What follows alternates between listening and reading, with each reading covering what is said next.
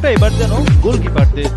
ধদিনিয়া এলো রুমের পর এবার আলোচনায় এলেন ইরানি গোলকিপার আলী রেজা বেইরানভান। শক্তিশালী বেলজিয়ামের বিপক্ষে জীবন বাজি রেখে লড়াই করেন তিনি।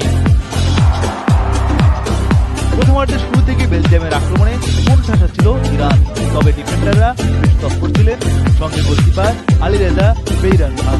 9 মিনিটে ম্যাক্সিম ডি কুইপারের শট সেভ করেন তিনি। বেলজিয়ামের থিপোকর্তাও একজন নামকরা গোলকিপার।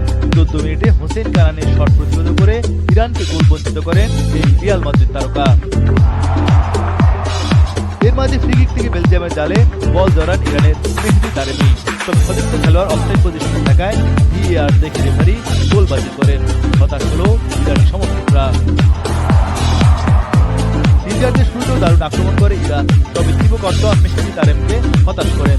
দুই দলের দুই গোলকিপারের জমজমাট লড়াই অব্যাহত থাকে। Presenting Walton Crystal Series. Switch to premium. Switch to Crystal.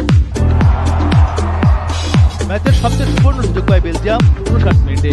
গোলমুখে Maxim D কুইপারের নেয়ার শট সেভ করেন ইরানি গোলকিপার আলী রেজা, যা এবারে আসরে অন্যতম সেরা সেভ হিসেবে আলোচনায় এসেছে।